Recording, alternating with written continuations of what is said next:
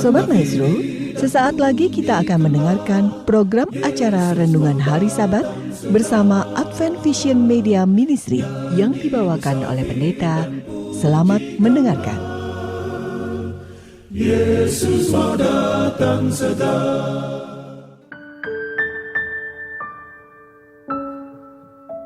Selamat pagi dan selamat Sabat saudara-saudaraku yang dikasihi oleh Tuhan. Salam sejahtera bagi seluruh pendengar Maestro yang kami sangat kasihi. Dan kami akan bersama-sama untuk sepanjang setengah jam yang akan datang untuk membaca dan merenungkan firman Tuhan. Yang pada pagi ini saya beri judul Membeli dan Membuka Segel, yang kami dasarkan pada Kitab Wahyu pasal yang kelima. Sebelumnya saudaraku, mari kita berdoa. Bapa yang bertahta dalam kerajaan sorga, kami berdoa dan mengucap syukur. Kami bersyukur untuk pertolongan dan pemeliharaan Tuhan sepanjang malam dan pagi ini. Kami mohon ketika kami membaca dan menyelidiki firman Tuhan, kiranya Roh Kudus menuntun dan membimbing kami di dalam Yesus Kristus. Kami berdoa. Amin. Sahabatku, saudaraku yang dikasihi oleh Tuhan, pada pagi ini sebagaimana saya sebutkan, renungan kita berjudul Membeli dan Membuka Segel. Saudaraku, sepanjang minggu ini kita masih berhadapan dengan situasi pandemi yang masih belum berakhir. Kita terus berdoa dan penuh semangat, dan kita terus juga melakukan protokol kesehatan yang terbaik sehingga kita dapat terhindar dari COVID-19.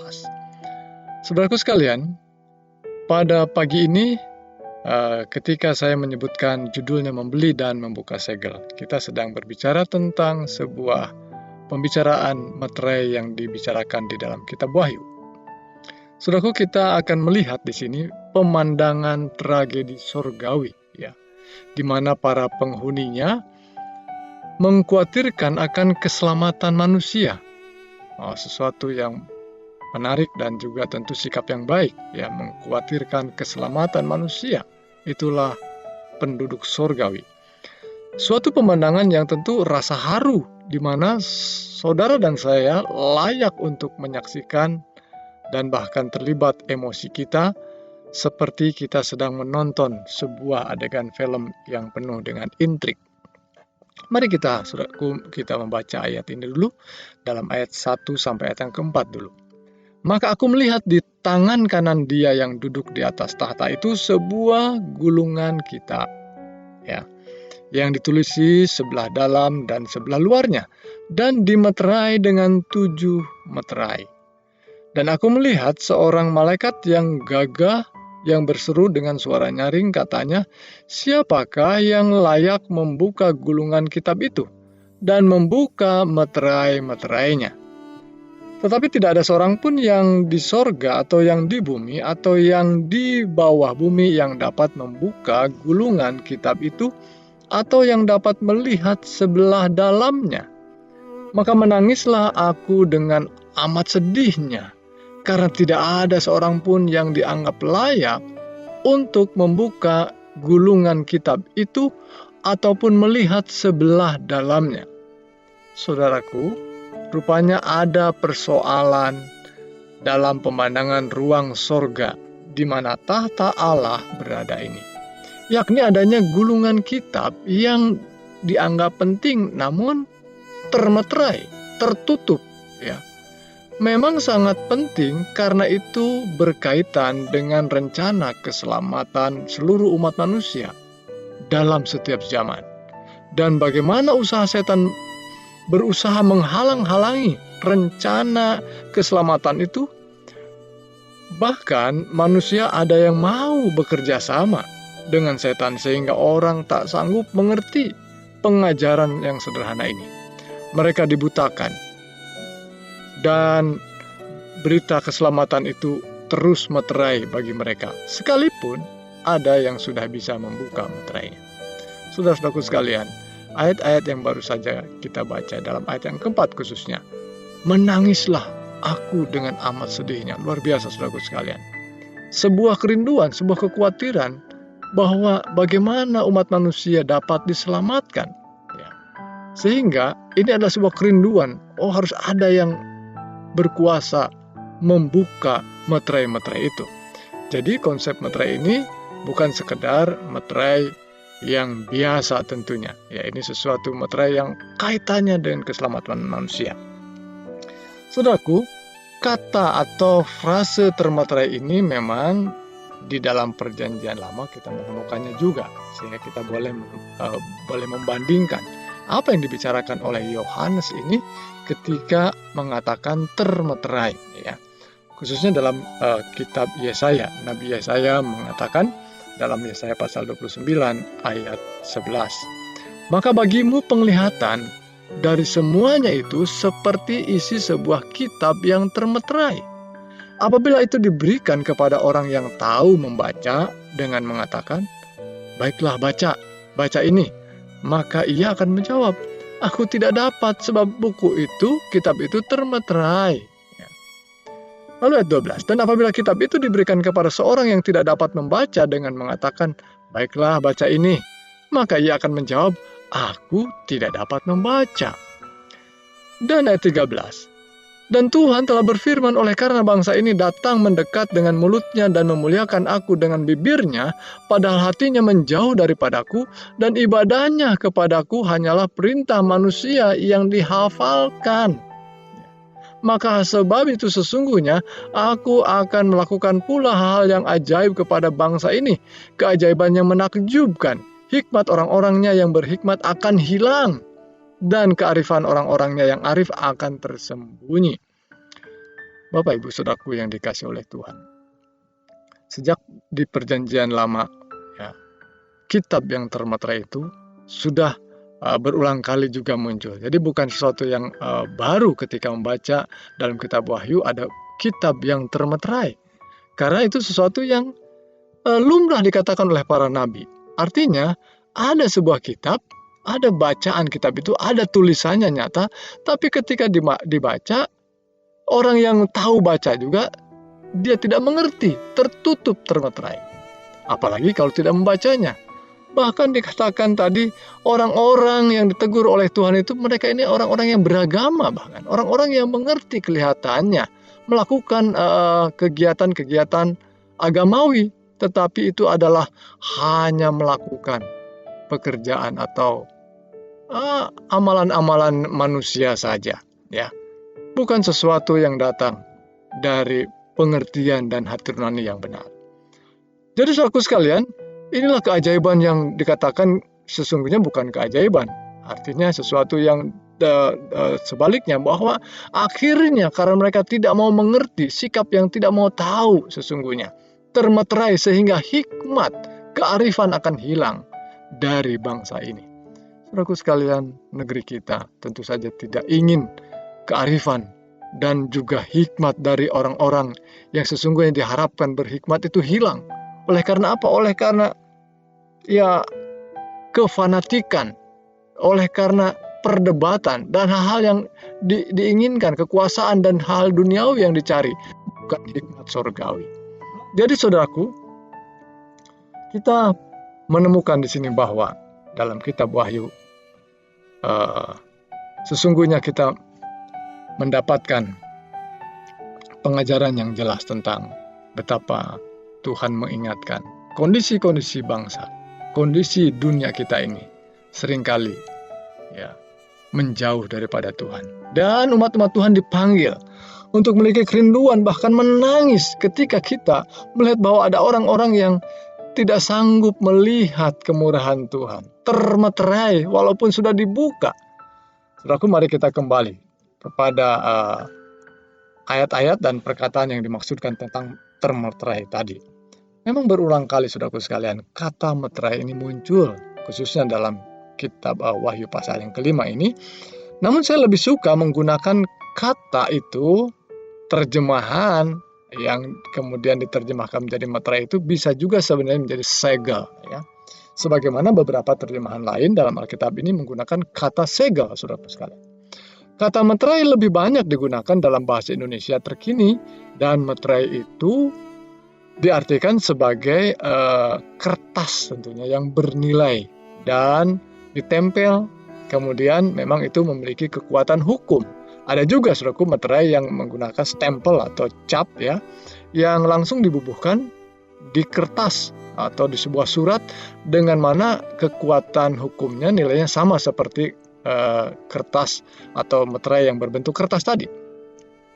Dan itulah kata materai. Sementara saudaraku sekalian, ketika saya menggunakan kata atau istilah yang lain yaitu segel, selain bermakna hal itu, juga memiliki maksud menutup kemungkinan seseorang dapat membuka kemasan ya atau gulungan kitab selain seseorang yang memang diberikan kelayakan. Orang itu layak untuk membuka segel tersebut. Pertanyaannya tentu siapa yang layak itu? Dan apa kriteria yang seorang yang layak itu ya untuk membukanya siapa? Dan inilah pertanyaan yang memang ditanyakan oleh seorang malaikat tadi, siapa kalau begitu yang layak dan apa kriterianya? Inilah hal yang penting yang digumuli dalam kitab Wahyu pasal yang kelima.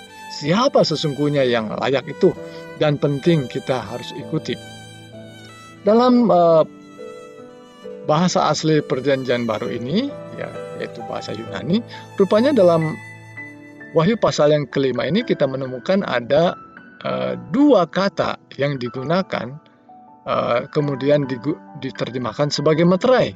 Yang pertama adalah kata spragizo. Ya, kata spragizo itu adalah kata yang digunakan kemudian diterjemahkan sebagai materai. Ya.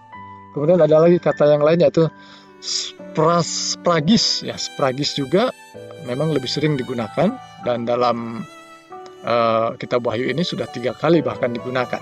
Ya. Tapi artinya adalah sama.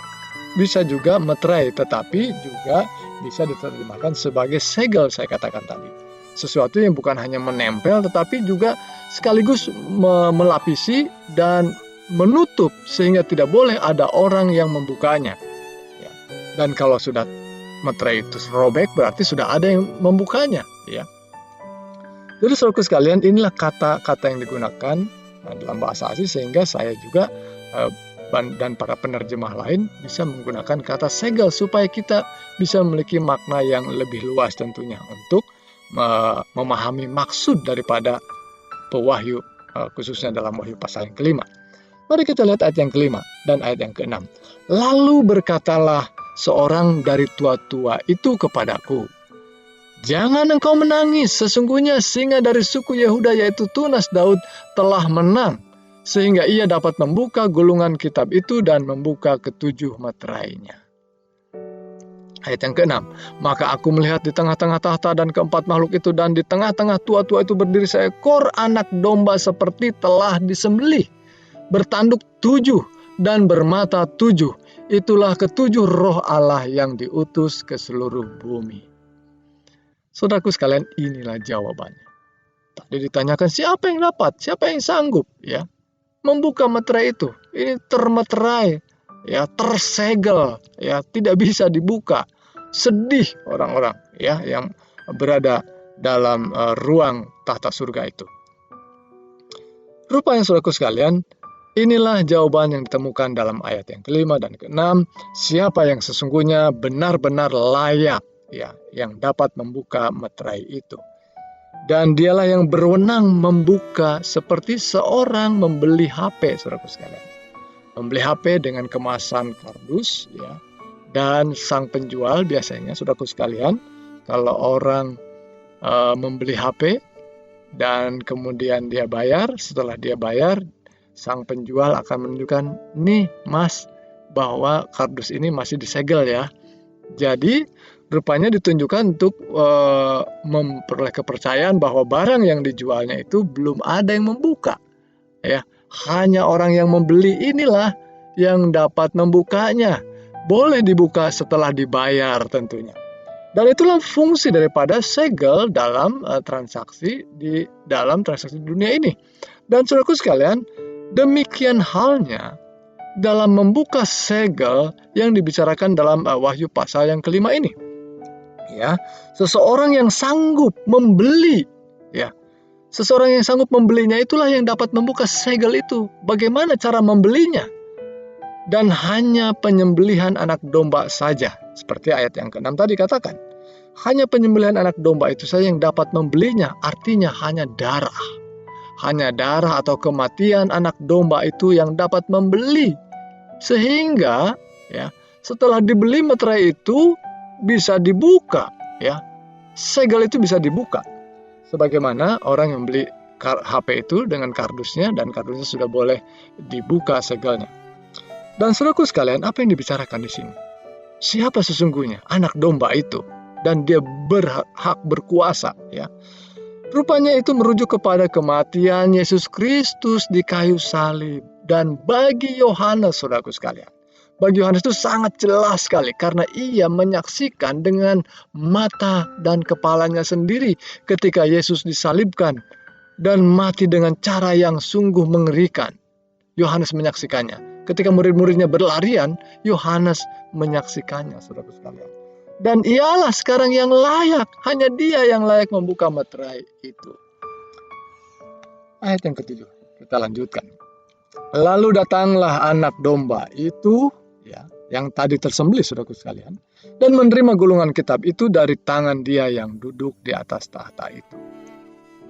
Ketika ia mengambil gulungan kitab itu dari dia yang duduk di tahta tadi, dari Allah yang kita sebut dengan Allah Bapa, tersungkurlah keempat makhluk dan ke-24 tua-tua itu di hadapan anak domba itu. Masing-masing memegang satu kecapi dan satu cawan emas, penuh dengan kemenyan. Itulah doa orang-orang kudus. Saudara-saudara yang dikasihi oleh Tuhan, ya, lambang daripada dupa atau kemenyan merupakan gambaran bagaimana orang-orang kudus yang mau berdoa, yang mau berusaha yang terbaik untuk menjangkau jiwa-jiwa. Ya. Yang tadi digambarkan orang-orang yang tidak bisa baca atau yang bisa baca tapi termeterai kitab itu karena tertutup mata hatinya, saudaraku sekalian. Tetapi terus orang-orang kudus ini berdoa. Ya, berdoa dan memuji-muji Allah yang di dalam kuasa anak domba dapat membuka meterai itu. Selanjutnya ayat 9. Dan mereka menyanyikan suatu nyanyian baru, katanya, engkau layak menerima gulungan kitab itu dan membuka meterai-meterainya, karena engkau telah disembelih dan dengan darahmu engkau telah membeli. Saudaraku sekalian, kata membeli digunakan. Seperti saya gunakan tadi, kata membeli HP. Telah membeli mereka bagi Allah dari tiap-tiap suku dan bahasa dan kaum dan bangsa. Kuasa darah Kristuslah yang membeli, saudaraku sekalian. Mahal, ya. Tidak ada yang bisa membeli, hanya itu yang bisa membeli. Manusia yang terjual ke dalam dosa. Dan saudaraku sekalian ayat 10. Dan engkau telah bernubuat mereka, membuat mereka menjadi suatu kerajaan dan menjadi imam-imam bagi Allah kita. Dan mereka akan memerintah sebagai raja di bumi. Saudaraku sekalian, mereka yang bersedia percaya kepada karya Kristus yang berkuasa membuka meterai itu, maka mereka menjadi kerajaan, bagian daripada kerajaan imam, dan mereka menjadi raja-raja di bumi. Luar biasa janji firman Tuhan ini. Seorang hamba Tuhan yang menuliskan dalam sebuah buku yang sudah cukup lama, ya, namanya Ellen White. Dalam kata-katanya disebutkan bahwa gulungan kitab yang termeterai itu mengandung sejarah penjagaan Tuhan, sejarah bersifat nubuatan bangsa-bangsa dan gereja. Di dalamnya terdapat pengucapan ilahi, otoritasnya, perintah-perintahnya, hukumnya, seluruh nasihat simbolik dari yang abadi, dan sejarah semua kuasa pemerintah dalam bangsa-bangsa. Dalam bahasa simbolik, di dalam gulungan kitab itu terkandung pengaruh setiap bangsa, bahasa, dan manusia dari awal sejarah hingga penutupannya. Saudaraku sekalian, kita sudah belajar pergerakan umat Tuhan, kehadiran umat Tuhan dalam lambang 7 gereja. Dan munculnya 7 meterai nanti yang kita akan bahas berikutnya adalah bahagian daripada bukan sambungannya, tetapi merupakan sesuatu yang bisa saling melengkapi satu dengan yang lain. Kalau dalam 7 gereja tadi menggambarkan umat Tuhan secara lebih fokus kepada umat Tuhannya, tetapi dalam memeterai lebih luas daripada umat Tuhan, tapi melihat keadaan dunia di sekitar umat Tuhan. Ya, baik. Jadi disinilah kita melihat lebih luas dan lebih melengkapi. Dan memang ketika kita membaca kitab Wahyu, kita akan menemukan semakin diperkembang ya penjelasannya melalui lambang-lambang, nanti ada 7 sangkakala ya, dan berbagai pelajaran berikutnya. Kita lanjutkan saudaraku sekalian. Jadi saudaraku, jelaslah bahwa membuka meterai adalah cara bagaimana Yohanes menyatakan kepada kita, kepada para pembaca, bahwa Allah telah selesai mempersiapkan rencana keselamatan melalui Kristus, Anak Allah yang tersalib itu, dengan mana barang siapa yang mau percaya kepada karyanya dan mau setia mengikuti jalan-jalannya, mengikuti teladannya, mereka akan menjadi apa? Menjadi bahagian daripada kerajaan imam tadi. Mereka akan menjadi raja-raja di bumi. Itulah janji Tuhan. Selanjutnya ayat yang ke-11, ayat-ayat yang bagian terakhir, ayat 11 sampai 14. Rupanya ayat-ayat ini adalah ayat-ayat yang mengakhiri perikop ini dan menyatakan betapa semua makhluk ya, yang ada di sorga terpanggil untuk menaikkan pujian dan hormat kepada anak domba yang tersembelih itu. Dan tentunya ketika mereka melakukannya, betapa tidak saudara dan saya yang manusia yang biasa jauh lebih terpanggil menaikkan pujian dan hormat bagi Dia yang telah sanggup membuka meterai itu sehingga kita boleh mendapatkan kesempatan akses memasuki kerajaan sorga.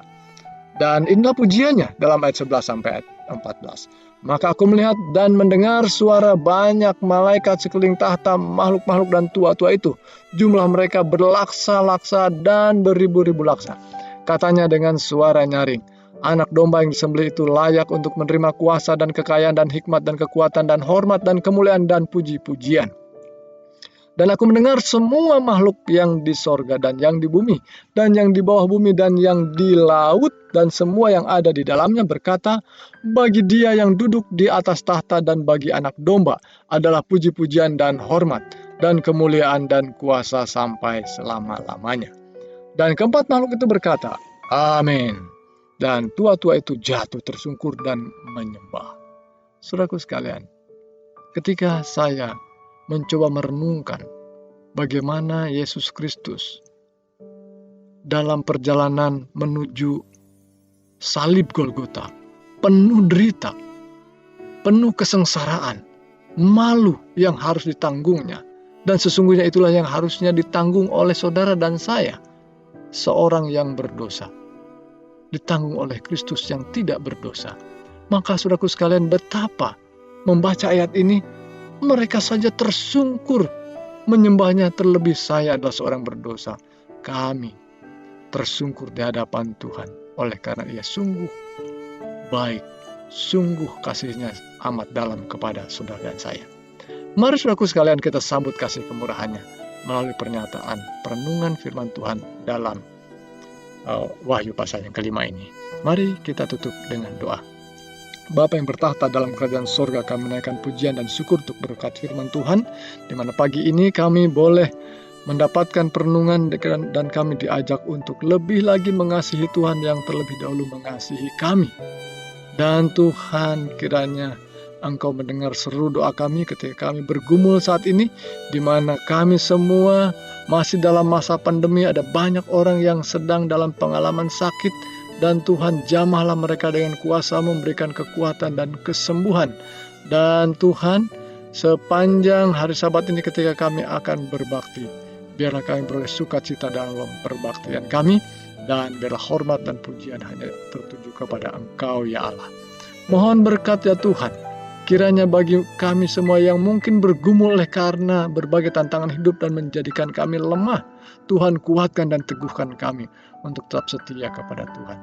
Inilah doa dan ucapan syukur kami Bapa, kami bawa doa ini hanya dalam nama Yesus Kristus, Tuhan dan Juru Selamat kami ajaib. Amin.